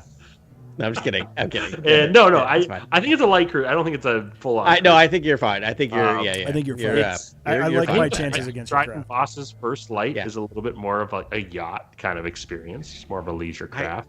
Whereas I think the Vermilion, I think we saw it do combat. I think it entered the fray in those in the comics in the Crimson Rain. It's also extremely spacious. It's a very large ship. I think it is also it can go through combat as well. Yeah. Listen, you're gonna have the most comfortable team for sure.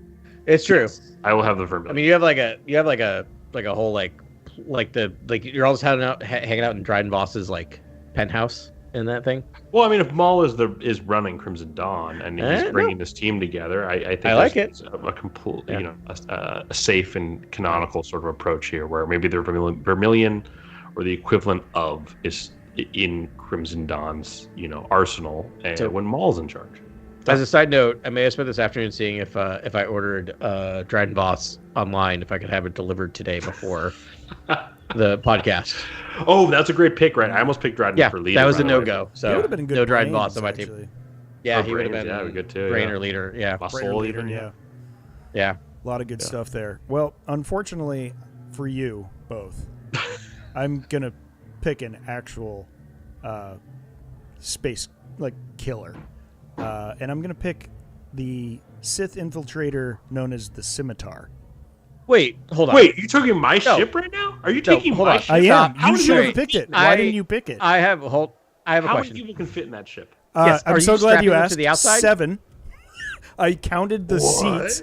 There is a pilot chair, and there are 6 seats, maybe 5. Are you serious? But still, that's enough. Yes. All right, it's allowed. That's wild. I never would have thought. Is it an underworld ship? Yes. Yeah, I mean, I would say it's. Yes. I would count. I would say it's a clandestine Sith infiltrator. Yes, but it was captured by a 066, a droid that was supposed to just be managing it when it was trying. It was attempted to be stolen by Nath in one of the Vader series, but she was a bounty hunter that was trying to steal the ship. She was working with the droid, but the droid just took the ship and was like, "No, it means too much to me." And that's you just gave my team their motivation to get this thing back, and so you have some serious aggressors coming your way. To reclaim that ship. Good luck finding me. I have a little blurb here. The Sith infiltrator featured folding wings around its spherical cockpit and was secretly modified from a star courier manufactured by Republic. Star courier? Yep. Like a ship that's just transporting. Yep. Like a mail truck? Yep. You're a mail truck. Okay. Stand by. Modified from a star courier manufactured by Republic Sonar Systems. It was suspected that the Scimitar was designed by the Sith Lord Darth Tenebris. Sith Bith. What? Wait, you're having the Sith Bith? Now we're... you get +5 to all damage. The craft... Sith synergy. Let me continue. The craft featured 6 laser cannons, a proton torpedo launcher, and a mine layer. Along with its deadly armament, the Scimitar was equipped with a cloaking device powered by rare Stygium crystals from the planet Aten that allowed it to disappear from view and any pursuing ship sensors. owning to the craft's experimental ion engines, radiator fins on the ship's wings were required to open during flight during spell access. The ship carried 3 DRK-1 Dark Eye probe droids and the Blood Fin, a Sith speeder utilized by Darth Maul during his mission on Tatooine. The scimitar was capable of tracking a ship's signature through hyperspace, something considered impossible for the other ships. Hey, I've seen episode 8. That's not possible. But they didn't know about the scimitar, baby. No, I know. Yeah. No, I will allow it. If I knew it, I mean, I would not have picked it. But my biggest question was, how many seats does that thing have? Yep. And it has enough. It's so bigger than it looks from the inside. More power to you. Yeah. So while you guys blast each other to bits, I'm gonna hang out. And then I'm gonna just start dropping sonic mines, and that should take care of anyone. So let's game this out. You get one sonic mine. Can you won't even see me coming. Do it. Okay, now I got to Google how many sonic mines can fit on the thing. All right. So, you just mean like one before you get me? Is that what you're saying? I guess.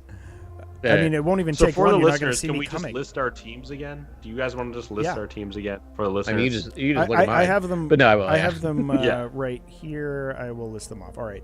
Adam's team is. Well, let's just do yours.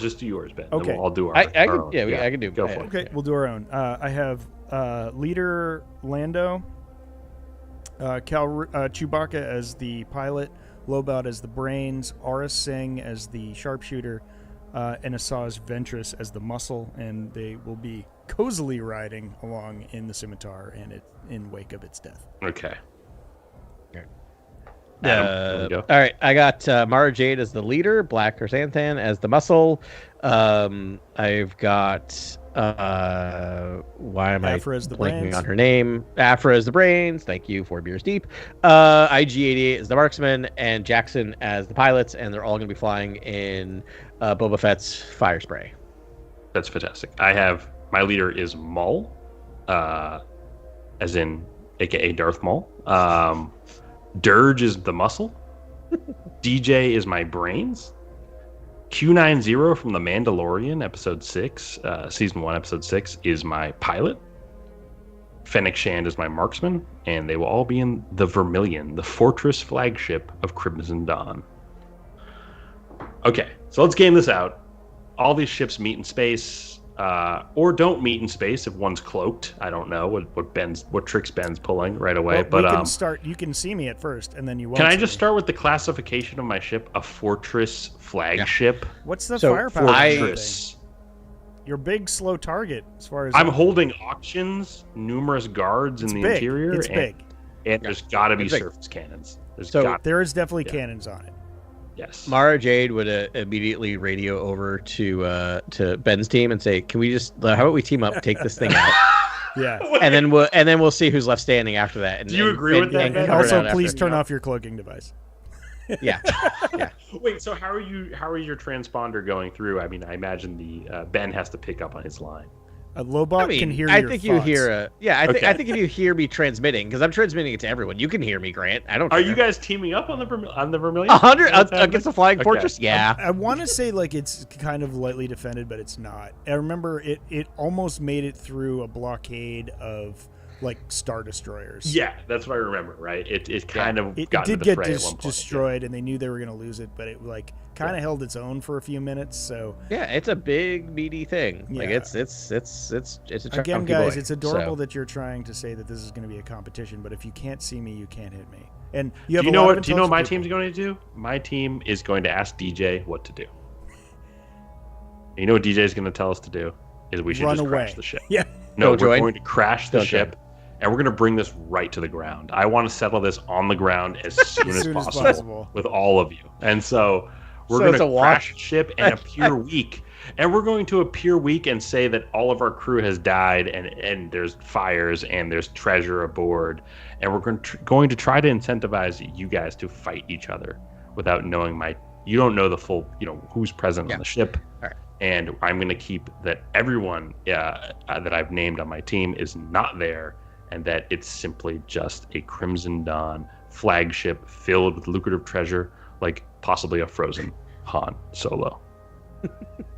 I mean, since we're not fully role playing this, like dice and everything else, I will seed this to the scimitar.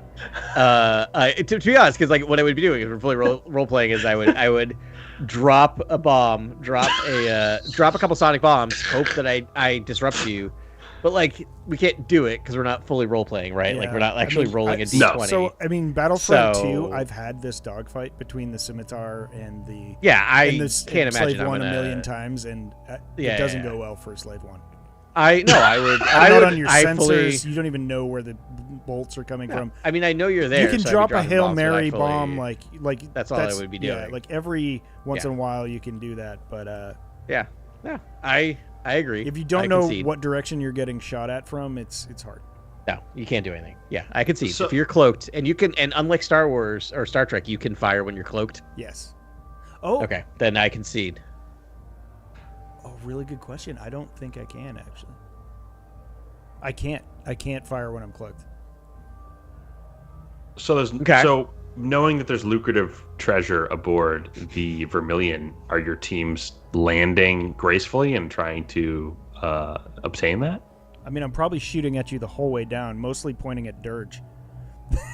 No, you don't know who's aboard the ship. I mean, theoretically, right? Like it's more of just you're coming across a giant light cruiser. Yeah, landing and taking it down, knowing there's riches aboard. All right. Sure. I'm crashing it. At this point, I'm crashing it, and I want it to look like my ship has totally lost that space battle. So Ben takes it in space. I think we can agree there. Yeah, I'm willing. The fire spray won't be able to locate the target. So let's go to the ground. Let's talk the ground battle here. All teams assemble. You know, a sort of like Western standoff. My team, after you guys become vulnerable, leave your ships. We all stand face to face. Let's just look at the combat prowess of these teams right now. All right. I mean, so you've got Maul, Dirge, and Fennec. Q90 is useless. DJ is useless. Yeah. Yeah. I'll take the DJ hit. hit. Q90 was taken out by a child. And I'll take Q90. I think Q90 and DJ are not helping me on the ground. They're not helping you on the ground. So I think I lose points there. But I will stand by Maul, Dirge, Fennec being just elite, almost unrivaled categories. Yeah. Dirge is tough because he kind of never dies. You know, it's like no, but he can kind of be blasted enough that he is subdued. He's tough. He's tough. Dirge is tough. That's like a wild card. That's so give me a counter to my three combat roles. So I mean, I got three people who are adept with blasters. We got Blacker Santange, Jackson, and IG-88. Jackson is a bounty hunter. We got IG-88 who has multiple things. We have another person who's really good with blasters and a lightsaber, and we've got a brain who probably has some dark arcane abilities. Some ability, some kind of artifact that she could use to her. I will let your Afra cancel out my Maul or my Dirge because I feel like she would find some trick to use. All right. I mean, I think that's overly generous, but I'll take it. Handicap one of them, you know. I mean, like maybe a little bit. Yeah, one of them is unable to maybe exhibit their full strength. Adam, I mean, Ben, I just don't. What are you doing on the ground? Oh, Asajj. Well, so Asajj is the vanguard, and she's backed up by Lando Calrissian, Chewbacca, and Aurra Sing. And Lobot is tinkering. He's figuring out. I didn't account for Aurra Sing. So like three great shooters. It's a pretty balanced team. And a Jedi that's. I mean, we have to assume from this period that this is like yellow lightsaber. Asajj Ventress. So, which we don't know tons about, but we saw her in Bad Batch, and but adept. I mean, she's survived this entire time. So can we go Force sensitives first here? Good. She's held her own against. I'd say she's like I would say she's on the same level as Mara Jade. To be honest, probably. Can we power rank the three Force users right now? Mara Jade, Asajj Ventress, and Maul, and just pick the winner of that. I mean, I would put Maul at the top for sure. I think Mara Jade. It's hard to speak because to Mara there was Jade. an evolution of Mara Jade, right? Yeah, and I mean, But she was never like an amazing. I don't know. I would put Maul at the top. Yeah, I think Maul. I think Maul's. I probably agree with that, but I will say Asajj Ventress consistently fought Obi-Wan and Anakin at the same time and held her own. Yeah, she got driven off a bunch, but she didn't die. Did she kill a Jedi Master though? Did Maul? Yes, he did. Yeah. Oh, Qui-Gon. Qui-Gon Jinn. So I think. I mean, she killed a lot of Jedi. But not Obi-Wan. I'm fine with. I would argue it's Maul, Asajj. I think I'm going to take L's in other categories. So I think I get the Force. I Please agree. give it. I'm just trying to make my case for my girl. Asajj, Mara, Maul are out. I'll take +1. You already won in space, Ben. I'll take +1 here, but let's keep gaming this out. Let's go muscle. Oof. Okay. Well, all right, but so technically my muscle was my person was Asajj. Oh, okay. But so your muscles. I can, but I mean, I did. Well, Chewbacca's a secondary muscle for you. Yeah, in a lot of Chewbacca ways. would be my secondary. Probably. Yeah, and piloting is not needed anymore. He basically converts to a muscle. So that would be like Chewbacca, Dirge, and Chrysanthemum. Okay, I would also watch that. Yeah. Yeah. Can I have that now, please? Right now. Yeah. I would probably rank that Dirge, Chrysanthemum, Chewbacca. I would too. Yeah. I think that's fair. Okay, yeah. That's +2 for me. Yeah. Let's go to Marksman. This one's tough. Yeah, I don't know that Fennec is markedly better than Aurra Sing. She lived longer. Either. Aurra Sing does miss those pod racers, though, doesn't she? She doesn't fire at anybody there. She's just a. She's okay. Just she's just there. Okay. She's The actually, Tuskens. yeah. Tuskens. Yeah.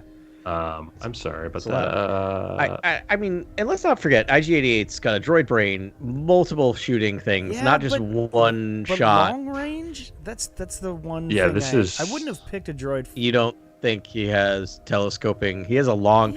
He has a long rifle. He's carrying a long rifle. Sniper is a way of mind. Is a way of life. Yeah. You know.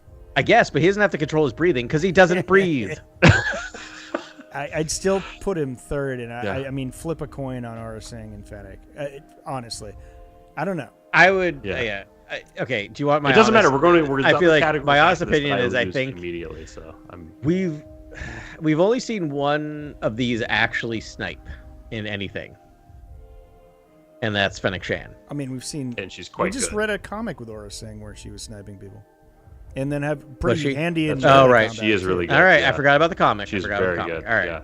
So I'm fine. I will offer that Adam's IG-88's taken out, but I think we trade Ben. I think Aurra and Fennec maybe they cancel each other out. Yeah, I'm good with that. Yeah, I think that's fair. I lose these next two categories. So how is our brains like fighting on the battlefield down here? I think DJ's last place here. I mean, my one has or the dark knowledge or whatever. I feel like she wins it through. Yeah. I think so too. Knowledge of dark side. I'd like to think Lobot could hold his own against, but I don't think so because she's fully sentient and he's like really just holding on. If there's like a slap fight, he'd probably win. I don't know though. Afra's gonna have some like ascendant technology, or she's gonna have something up her sleeve. That's the only reason I would argue that. They're both kind of androids, right? She has her tattoos, but his whole mind is woven. But we never really use Force. I mean, we see Dr. Aphra actually use her blaster from time to time. And as far as battle planning goes, I think Aphra is the person you want there. Yeah, I think Aphra will understand that Lobot has limitations and that he thinks, in binary essentially, and she can kind of think in. She's a freak genius. She's just gonna, I think, beat that category. So she's good on the ground. Adam will get a +1 there. Final category, pilot. I don't think Q90 is doing anything for me here, and so I think I probably lose this category for sure. Yeah, who's your pilot then? That's Chewbacca. Chewie, but you already had Chewie as your muscle. Well, I guess I can put Lando there. So who do you have? Lando there could go in there because you wanted to swap in Chewie for the muscle fight because that's what would happen, right? I guess. I mean, it's just sort of it's all. Well, Lando just one shots Q90, and then Adam, your pilot is Jackson. Is that right? Yeah. He was also a bounty hunter. I still like Lando. I like Lando over Jackson. I think Jackson just. All right, I think you guys are completely know. underestimating who Jackson is, but fine, I'll take it. I'm pretty sure you're just I'm pretty biased sure in the comics, towards Lando. like it was Lando that catches Jackson. But okay. Really? Yeah. I don't know. Yeah, In the didn't original Marvel he end one? up getting captured by Lando? I don't know. I just remember think he was so. on the last time we saw him was in Bespin. I so. do have to say Jackson. Jackson's wielding 2 blasters. Yeah, he's Whereas actually Lando's a bounty hunter wielding who actually one uses. blaster. Yeah. He actually uses weapons a lot, and Lando uses his mouth. Oh please! Well, I mean, I guess I've only played about 2,000 hours of Lando. No, take your battlefield Lando, and you know where you can put it. Lando Ben's can like, In a game Battlefront 2. in a game that you constantly argue stinks because it's non-canon. It doesn't deal with canon rules. Come on. We don't have No, any it's real not. comps for understanding how they would interact. I still but like Lando against him. I just like Lando. I Jackson like would Lando. He's an better. excellent fighter, and he's slipperier than No, anybody. it's not. I think 2 blasters beat 1, Ben. It just if Jackson the action figure didn't come with 2 blasters, I would say Lando has this in the bag. Yeah. And a rifle. He seems to be a quite lethal character. He is the more way he's badass been than people give him recanonized, credit or however he's been He can sort of. jump. He can hop really high. He's got. for. I don't Justice know. for Jackson. Yeah, we don't know his physical attributes, what he can do. He can jump really high. I think 2 blasters beat 1. Sadly. All right. Entirely disagree. You guys are totally underselling. What an excellent I still fighter. beat you guys in General. 3 categories, so it's not a big deal. But I did lose those last 2. He's great at categories. space battle. I think. I mean, we probably, to be fair, should have gone roll against roll, but okay. But you know what I think we're going to do is we're going to take in sort of the thoughts of our listeners and talk to people we know in the office who listens to the podcast. Hold on. And we'll let the listeners decide. And then next week, we will maybe pick a winner here or, decide on a winner. No, it's fine. I think the score would Just take a week on it, though. 2-2 to 1. The score would be, it'd be more than that, but you two would earn it. I only have 2 points, basically. and so does you guys Grant, would be right? ahead. No, I've got 3. I've got we've got 2 because I got 2 because our marksman's Is canceled that out. true? Yeah. Yeah, our marksman's canceled out. I thought 2. it would be. No, under Ben, I 0. thought you- I won the scimitar, and that's it. Oh, but you tied a couple. Grant, what'd you win? I won leader and muscle. All right, that's wrong because I shouldn't have won. Lando wins. No. You're right. Lando beats No, Jackson. no. It's just sort of We don't know, if you're 'cause that going math doesn't leader work. against leader, it's all right, Lando versus Maul. I mean, I guess if it's a fist fight, though, there's no. Yeah, I don't know. This is It weird. worked. I It's so played weird Maul to do. right We away did because I it knew it against was like a lightsaber. Yeah, it was fun. It was fun. fun. It's all for nothing yeah. anyway. But it's Well, I mean, it's really yeah. cadre versus cadre, right? And they were good teams, but it's ultimately on the battlefield, you got to do what you got to do, Yeah. Do you want to see some of my B team that I didn't select? Yeah, The let's people talk I could about have all the people we didn't select. Yeah. So I could have selected Bosk. Yeah. Bosk couldn't make it. Dengar's back there somewhere, by the way. I didn't bring him out. I didn't even bother. We got Lando, obviously, but that was chosen. I've got 000, which we talked about. And then my 2 wild cards. If it really got down to it, that people weren't available, I got Gamorrean Guard, which could have been my muscle. And I could have made an argument for Figrin Dan if I needed to really make an argument for Figrin Dan. Yeah, if you're way down. Adam, the I list. was going to pick Salacious Crumb for Brain. Oh, that would've and been just amazing. demoralize your team with laughter. It's just cackling over a comm system. Yeah. I So love it. for my muscle, I wasn't going to pick Asajj Ventress. I was going to pick Diva Lompop. Yeah, I was too. That would have been good too. Yeah. Yeah, but it's against lightsabers, I don't know. Probably not. I think I like Asajj Ventress better there, but I loved her as an underworld character because she's just great. But I mean, Sana Staros was in there. I was gonna do a whole Staros-based thing with. I had a Sana Staros leader. I had a Sana leader. Staros Yeah, that would have been a good leader. Yeah, all that stuff. Yeah. Yeah. I had Dried Boss for leader. I had Boba Fett Dried for Boss leader. really Jango. I had Jango Fett for leader, where I was like, I feel like he would really lead the team in the right direction. Jango Fett would have been a good solid pick for someone. I just got to get that action figure. Before I decided to go I needed to put myself on rails in order to do this. I was thinking of an all-droid team. Ooh. I was gonna try to put together an all-droid team. Was one of my original thoughts. I was like, I bet Adam could do a like BT-1, 000, 000. IG-88. You have like IG-88. You have Forlom. Yeah. Like there's enough that I was really considering honestly, doing that. Maul versus like 000 and I'm sorry, the BT-1 or whatever. BT-1, like that. I don't know if anyone like lives against that. Right? No, it's just destruction. It's right. Destruction. Because BT-1 has like, I don't know, like missile pods that come out or something. Yeah, it's insane. This is more armaments than your Vermilion. I had the Mandalorian in Marksman. Like Din Djarin. Yeah. I mean, I thought about the Mandalorian, yeah. Like, death rattle, and then he just like one-shot someone. Like, it's just, he's done that so many times in the show. Yeah. And I was just like, oh, that's clean. I thought about a Mando lineup with Miggs Mayfield as the sharpshooter. Oh yeah, I refuse to pick Miggs Mayfield. I hear you. It's just like, no thanks. It happens. And I do love that scene. Such a as good much as scene. it's complicated, I do love episode. that. I love that scene. It's one of my favorite scenes. Yeah. I had Ochi of Bastoon in Marksman for a minute. Whoa. Ochi, yeah. Ochi would have been interesting. Yeah, like if you were going to go full Sith, that would have worked. Child card. You could have just stabbed everyone on your team, though. With all his stabby That's right. I had Val in Marksman for a minute, too. Yep, thought about Val. I had Tobias Beckett in a lineup. I do Tobias love Beckett leader would have been fun, but I don't know if he's the best leader. Like, he kind of... I think he's pretty good. We watch him in Solo. Like, I think he's good at, like, rallying the troops. And he only lost his wife in a job.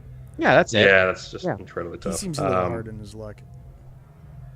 He does. I did have Bazine. I did have Bazine Natal in Brains for a minute there, but we don't get enough from that character to really. Natal? She's in The Force Awakens. She's like, she's the one in the bar, right? You get her. She's in one of the first. She's in one of the first. The assassin. From a certain point of view. The assassin. Yeah, from a certain point of view. It was before. She was in like The Perfect Weapon. There was a short story that was really good. She's in that Chevron bodysuit and sitting in a Yeah, that's right. Yeah, a Chagrian's like lap. She's flirting with the not Chagrian, but she's right. She's the First Order spy, and then there's the Resistance droid spy. Yep.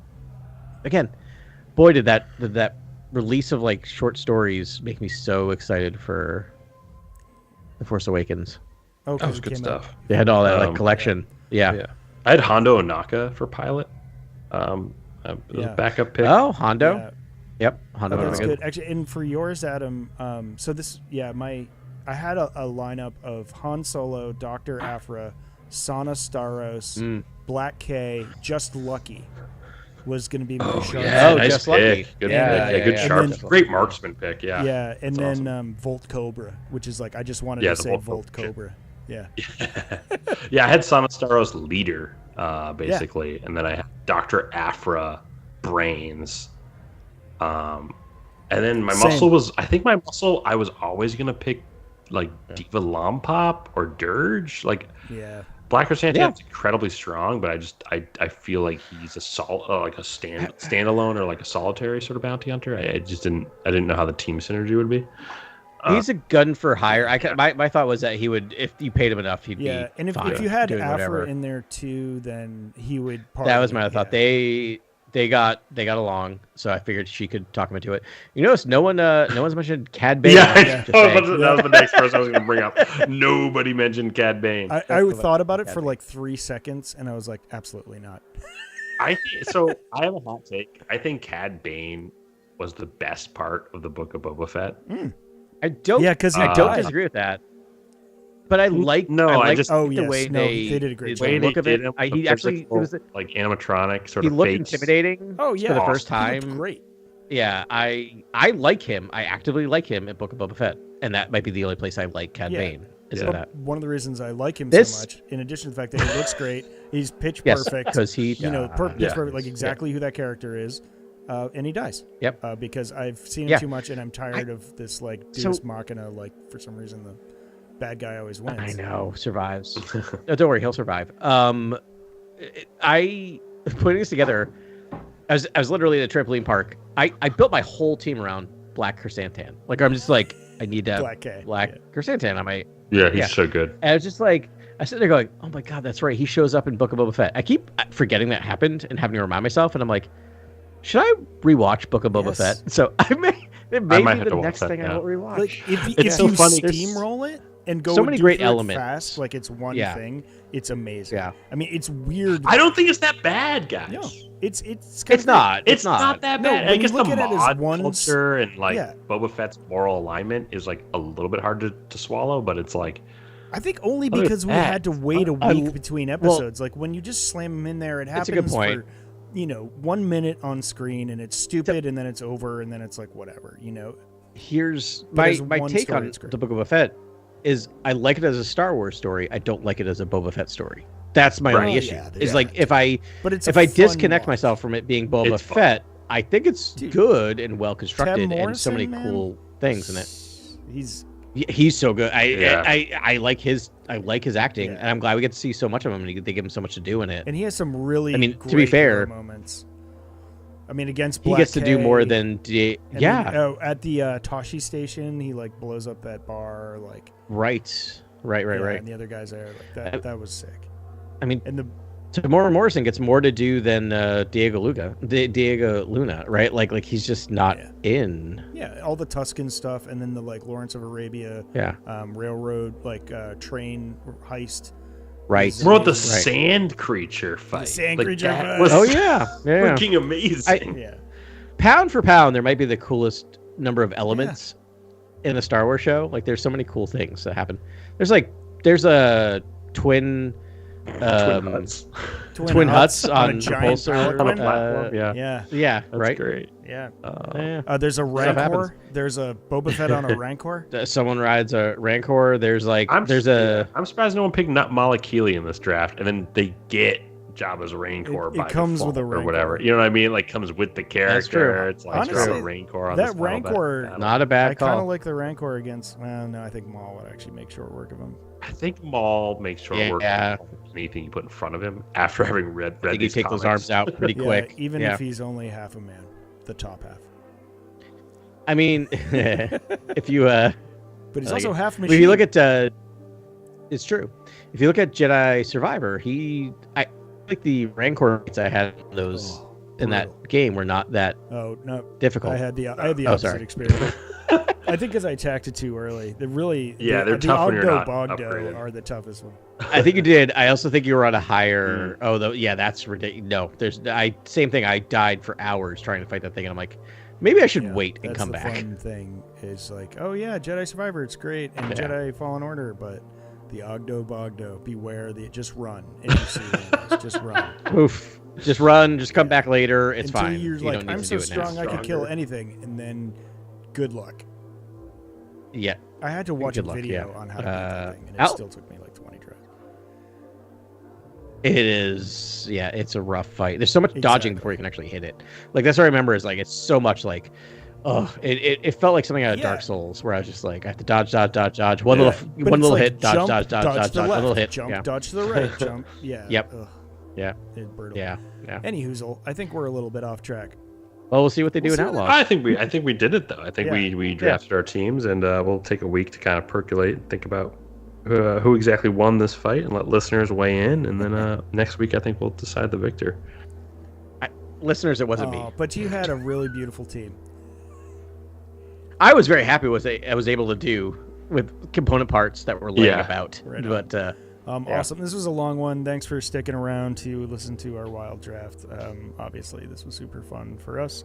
Let us know your draft. Reach out. Let us know what's up, as always. But stoked to do this every time. Next week, we are going to talk about, Outlaws, as we were saying. So I don't know. Depending on when we record this, it may be spoilery. It might not be spoilery. I think we're just going to try and really just rally more people to the cause of playing this game that promises to be awesome. So we will have had our first taste then. We'll talk about that, along with probably some other things. We'll see how it goes. But until then, thanks very much for listening. We'll talk to you next week. And, saddle up at the bar with you and cheers you. Cantina Chronicles.